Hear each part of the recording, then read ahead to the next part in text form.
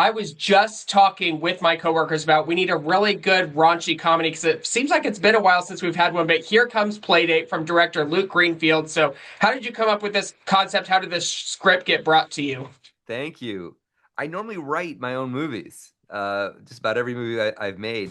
This one was different. A script came to me wanting to direct it, a writer, Neil Goldman, who's incredible. And we started developing. I loved the concept. It's a roller coaster ride. It's very unpredictable, which is, I love unpredictable films.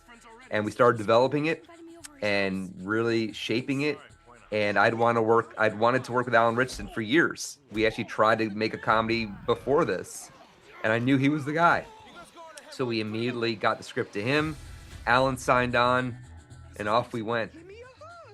How did Kevin James come about? Because the two of them together on screen is just comedy gold, which you wouldn't think, but they're Yeah. so great together. Yeah, I'd never met Kevin before, and so the financiers knew Kevin. They had worked with him before, and we got Alan and Kevin. I got them on a Zoom together, started talking about character, and I mean, it's a interesting pairing.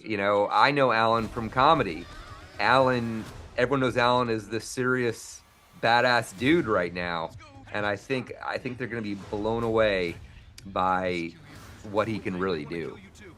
And really well, it's action, it's comedy, it's such a great blend of genres. Was that something you wanted to take on as your next project? Because we know you for these great raunchy comedies like The Girl Next Door, your work in Role Models, and all these Yeah. great Let's Be Cops. I mean, but this one's different than those. Yeah, thank you. I love blending genres. I really do. And critics don't like that, but can't please everyone. But the movies I grew up on blend genres. Beverly Hills Cop, but in the action comedy space, you got the original Beverly Hills Cop, you got Midnight Run, that have pathos. Midnight Run has heartbreaking scenes where audiences might cry.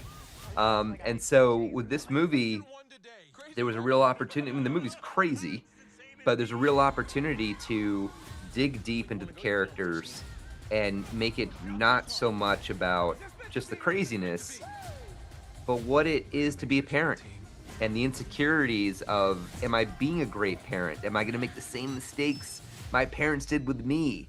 And that's what I really wanted to infuse in this, so that you care about the characters, that it's real. You care about these characters because this movie does not exist without two great performances from these child actors. Tell us about how you found them because they fit so perfectly in these roles and are so great in this. Thank you for asking. They're a dream. So you got Benjamin Pajak, you got Banks Pierce. I've worked with a lot of kids, the most talented kids I've ever worked with. We got so lucky. Rich Delia was the casting director. We were racing. This was not a big budget movie.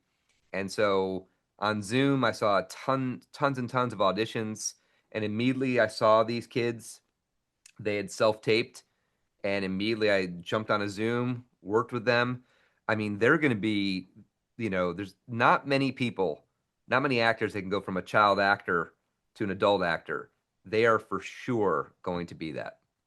We will be watching them for the years to come. And I mean, Isla Fisher, a totally different role for her. When she first came on screen, I'm like, that is not the Isla Fisher I know. What do you hope, audience? What can you kind of tease for audiences? Because I don't want to give it away. I want them to see her in this element. I love her so much. I was so excited to work with her. Uh, when we first started talking about the character, not to ruin anything, uh, we said Fight Club. We said be Brad Pitt in Fight Club, be this total gangster badass that you don't mess with. And she just ran with it. I mean, it's funny when we tested this movie many times with audiences, and the comment throughout was, bring them back, bring her posse back. Why did they come back in the ending? Do a spin-off movie. So yeah, she really hits in this film. It really does. And this movie obviously going to be a streaming release on Prime Video. Is there kind of, I've seen different people have different reactions like, oh, I really wanted this to be in theaters. Oh, I really wanted to watch this from home with a huge audience, with my family, with friends. Was there any sway in what you had to say about getting it on streaming exclusively? Amazon's amazing. I've never done a streaming movie in my life. So yes, I mean, I started making movies when I was 10. I only make movies for the big screen. I love especially in a comedy, feeling the audience's reaction around you.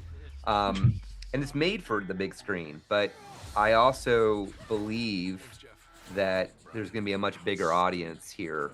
It's tricky with a movie like this because you're competing with the big tent poles, or you're competing with big Oscar movies. And it's a shame. There's been a lot of great movies that go out there and try to compete. Um, but just to make it very clear, I want movies back in the theaters. That's why I make movies. And Amazon is making. They're about to make tons and tons of theatrical films. So good for them. And yeah, I mean, I think this is really going to work for Amazon. It really is. Kevin James, Alan Ritchson, Luke Greenfield, comedy gold between the three of them. Playdate on Prime Video, November 12th. Thank you so much for your time, Luke. Thank you, man. Thanks for hanging with me. Awesome. Thank you.